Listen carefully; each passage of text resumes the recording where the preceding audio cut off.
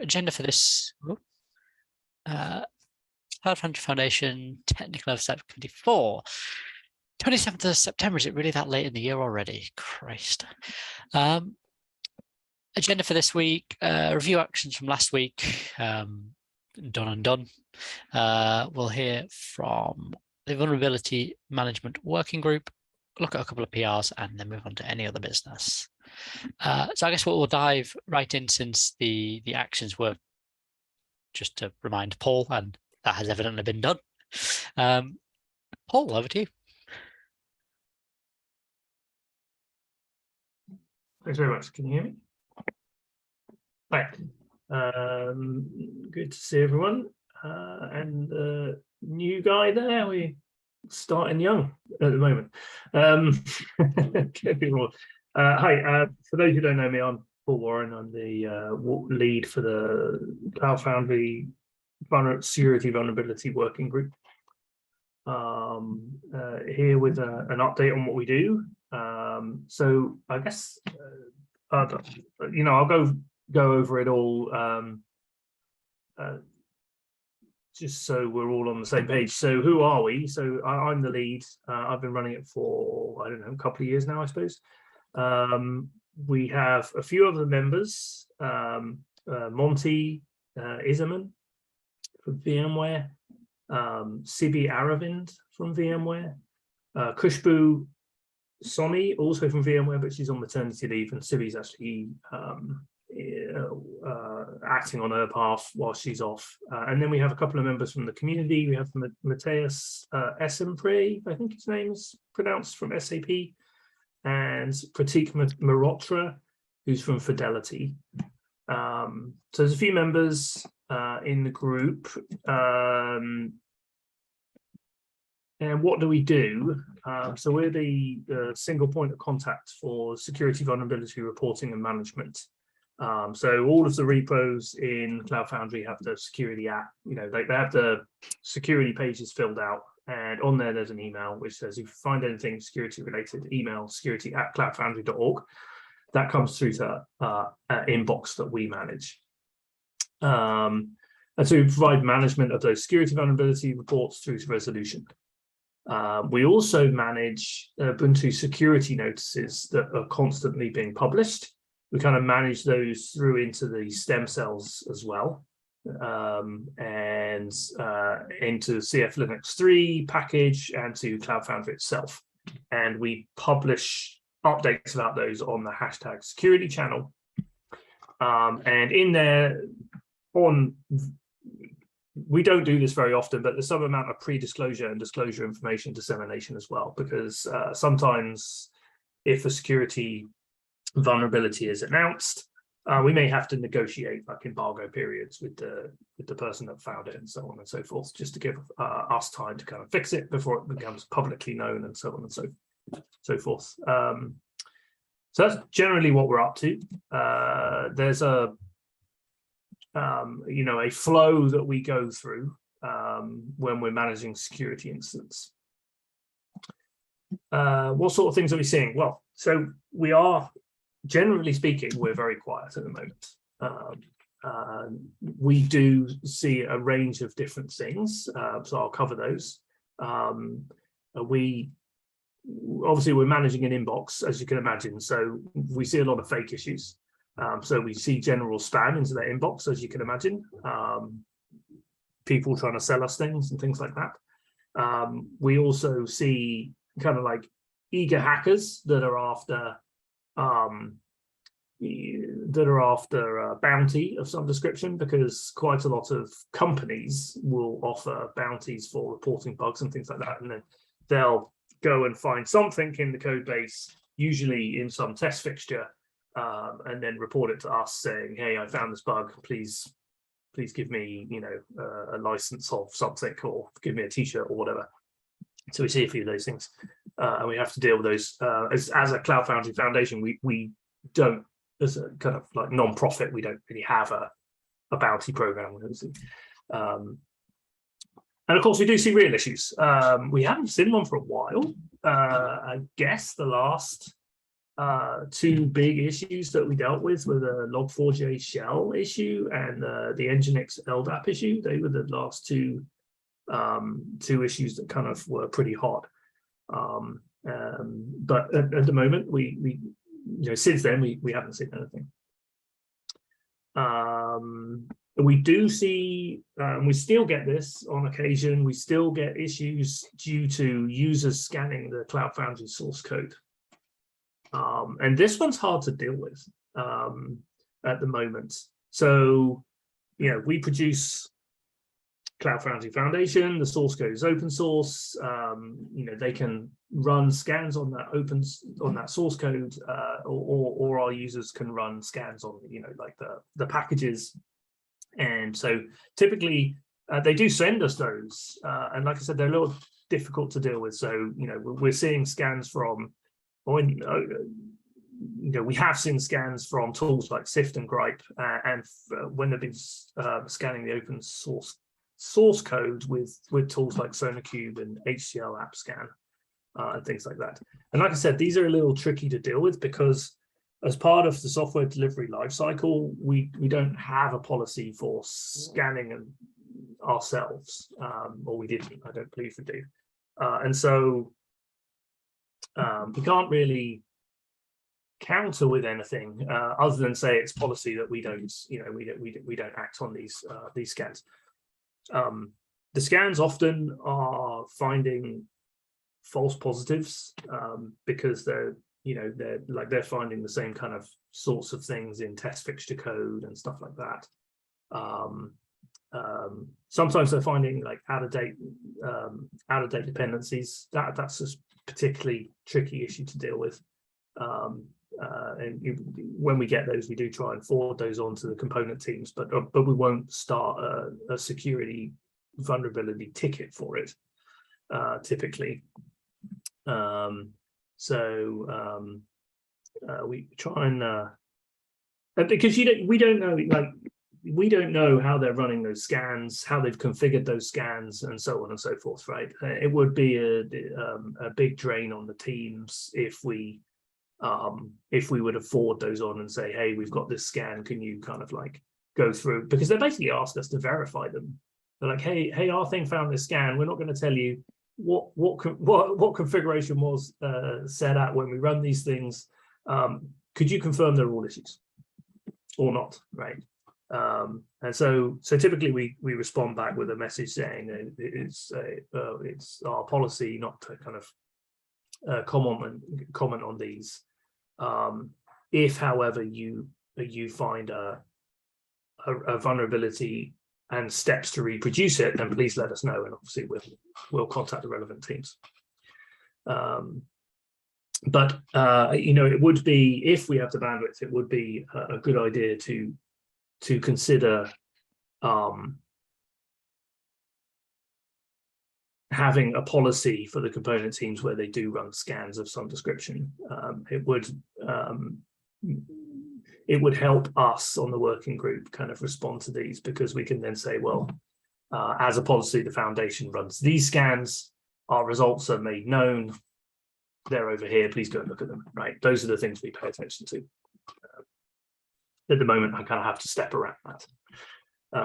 So anyway, that's that. And then, yeah, okay. Sometimes we even find issues outside of the actual CloudFoundry source code. So a little while ago, we had an eager gentleman who was finding issues in the CloudFoundry Foundation website, and we had to engage with the folks that manage that for us and get them to kind of plug a couple of holes there. So it extends past even the source code sometimes. But so all that said, like I said at the very beginning, the main comment is that we are quite quiet at the moment. Over my tenure as the lead on this, we've had a period of a couple of months now where we haven't had any security issues. We don't have any active security issues open at the moment. That is unusual for my tenure over the time. Probably the only other comment to make is that I mentioned there, one of the things we do is manage Ubuntu security notices through into CloudFoundry. We have a tool that does that for us called Davos. This is a tool that was built by some VMware folks. Was then pivotal, this works quite nicely for us. We have a small team as part of the VMware security team that's managing that for us. That's how we get to publish the security notices, because it kind of does it all for us, right? It tracks the Ubuntu security notices that are published. It digs all the information out of those security notices, and it goes and correlates them with the stem cells and cflinux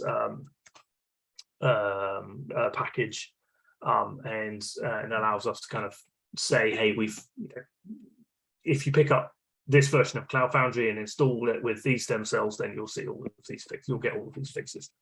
I do notice that the foundation is embarking upon a update or a migration to Jammy. I'll keep tabs on that, so you don't have to worry about this. But Davos does require a little update when we pick up a new base stem cell, because we kind of got to point Davos at looking at the Jammy Ubuntu security notices as well. I'll keep tabs on that, and when we have a candidate of CloudFoundry there, I'll probably get the folks at Davos to update this. It's a fairly new team looking at that thing, so they'll probably take them a minute to kind of go figure out what they need to change. The Jammy stem cell is already GA. Oh, is it? Oh my bad. Okay. Well, then I will go and get them to update it right now. Yes, and I think they're working on getting a CF deployment on it as well. And the stem cells GA is not necessarily a CF deployment. Yeah. No, not CF deployment, and the internal VMware distribution is almost going to be released on Jammy, like in the coming weeks, I would say. So. Okay, it's worth. Okay, then I'll get them to update it. We speak on. Well, I will notify them, and we'll get that going. Yeah. Is there a future for Davos? Like, is that going to be further developed? It's not being actively developed; it's being maintained. Yeah. Okay. Yeah. Let's say so. Yeah. That's it, folks. Not much more to say this time around. Is the security working group interested in like making a proposal for a recommended security scanning tool that maybe start an RFC or something around this to have some guidelines about what we should adopt in the different working groups? Yeah, I mean, we could. We can definitely put that together.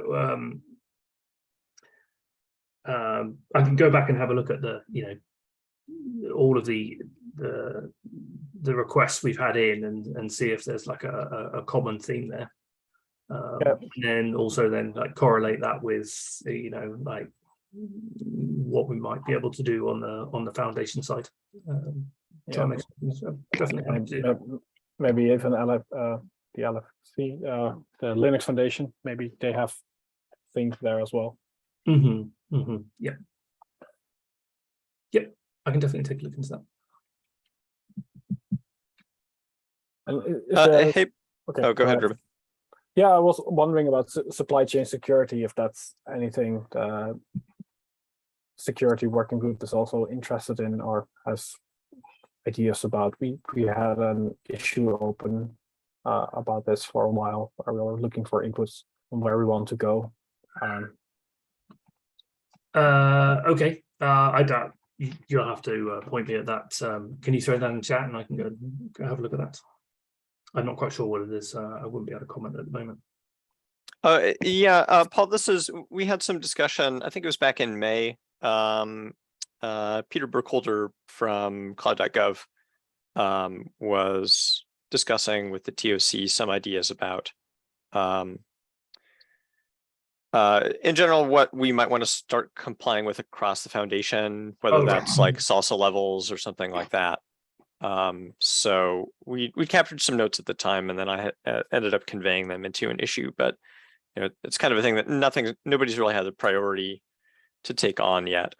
Okay. I think we might have touched on this as a potential scope for vulnerability management at the time, but I don't think we made a decision. Okay. Obviously, anything is going to require staffing to do any of this work. Right. Yeah. Okay. Yeah. I do remember the conversation at the time. Let's catching this question. Yeah. Right. This probably NIST compliance as well. Yeah. Yeah. Yeah.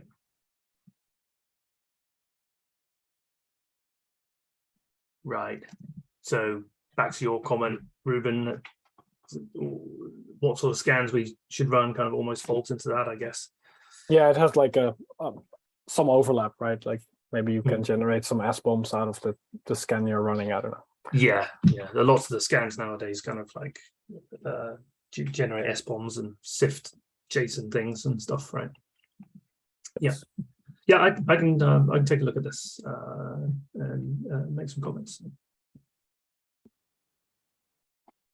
Paul, one procedural thing I wanted to check in on. You may or may not have noticed that we just wiped out all of the old legacy teams in favor of the ones that would be auto-generated from the working group charters. And so, in fact, I was just glancing at the vulnerability management charter, and I see we never even got around to YAMLizing it. So I think it probably doesn't have any of the appropriate teams even. Okay. So, I mean, it doesn't sound like the vulnerability management group is really managing repos within the CF org at all. We are not managing any repos. Okay.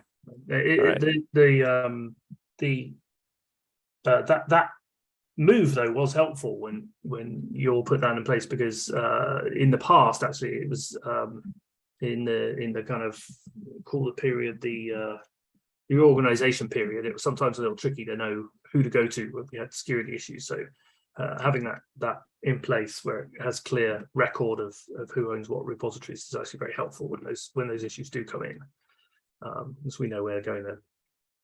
Oh, but we ourselves do not have any repositories, so I don't. I'm happy to make whatever updates we need to that thing, but there's no repositories that we manage.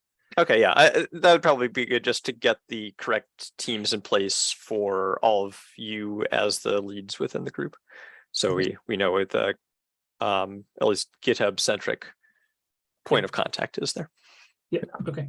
It also makes it easy to, for example, assign a team if there's something you want. Like if there's an issue you want to security folks to review, you can assign that team to it. Okay. I will take that as an action.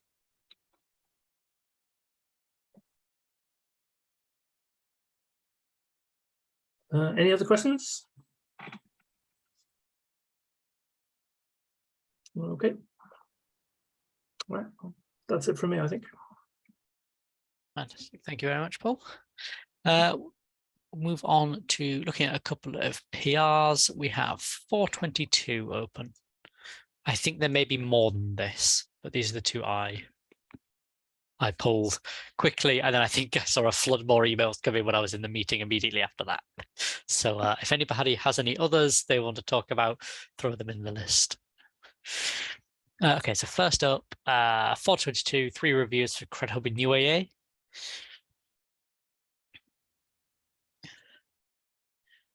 I reached out to them. I think they should be approvers, probably, but I need to provide the evidence that they are, or they should, right? Because otherwise, this is basically a fallout of the removal of the legacy teams.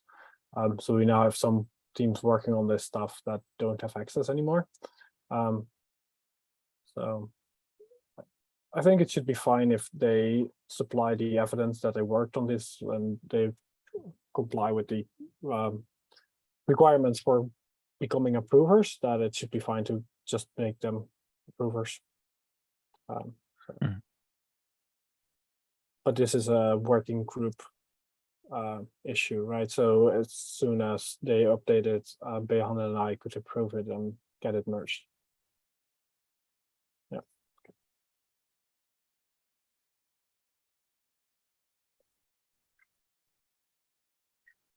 is it worth prompting them with that request for evidence? I see they've made a note. Yeah, they've pinged me a there. few times here in the issue and on Slack. So I responded on Slack to them directly saying that they should do that.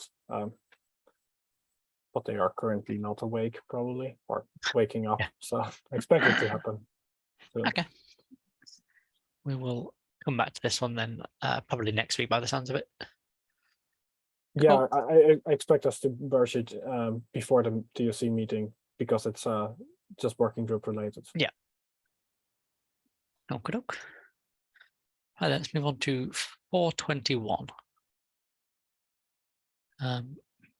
Is this one also working group related by the looks of it? Well, this is one of the UAA folks, I think maybe just moving some CI management, like deleting that from this org. Yeah, they reached out. Apparently, there was a private repo in the CloudFoundry org for CI purposes, and I have moved that to a private repo in the Pivotal org because the CI is managed by VMware, I guess. It's in the Pivotal org, but it's managed by VMware. Naming. Yeah, that repo no longer has any value. But I think we should archive it and not delete it. That's the procedure, right? We don't delete stuff. At least that's how it happened for other repos in the past. Okay, this one has some credentials inside. Who knows? Probably. But it can stay private, right? So you have a private repo that's archived. That should be enough. Yeah. On the other hand, having now these credentials in a pivotal org means that contributions from, let's say, members outside of VMware is a bit more difficult in the future.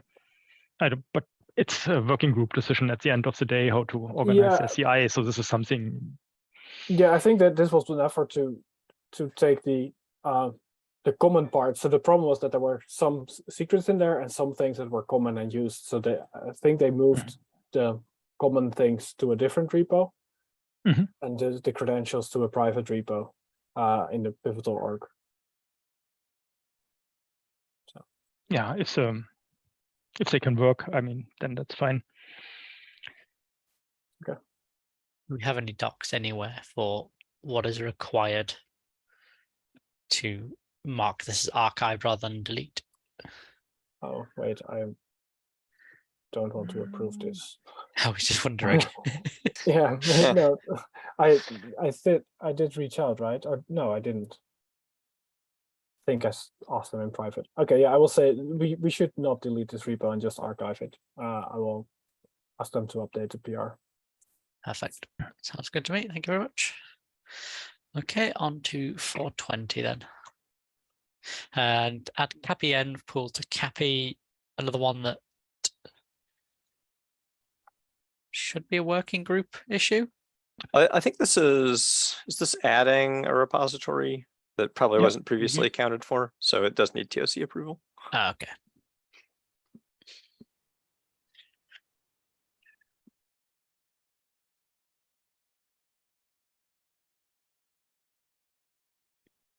Yep. Then it can be merged, right? Yep. Yeah, I'll get that merged, seeing as we've got a majority there. Before I do that, any last minute objections? Probably good for Cappy to be able to manage all their environments. I mean, probably. There we go, merged, and however long that takes to run is how long they'll have to wait. 3-4 hours. Okay, not so bad. I mean, not the best, but it's certainly be worse. Could be running on Travis. Okay, any other PR we want to look at? There was something.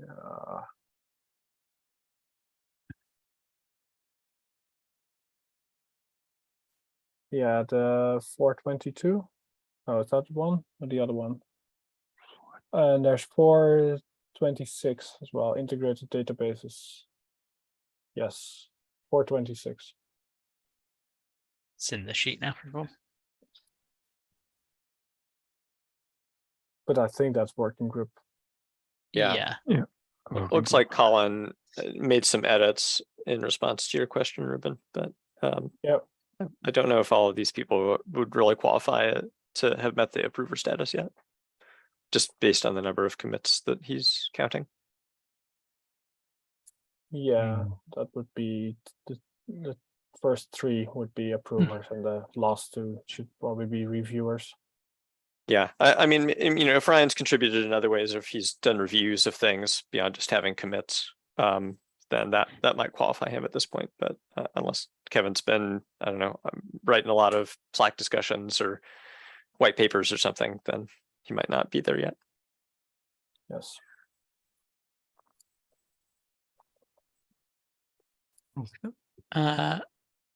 Any other PRs then? No. Any other business?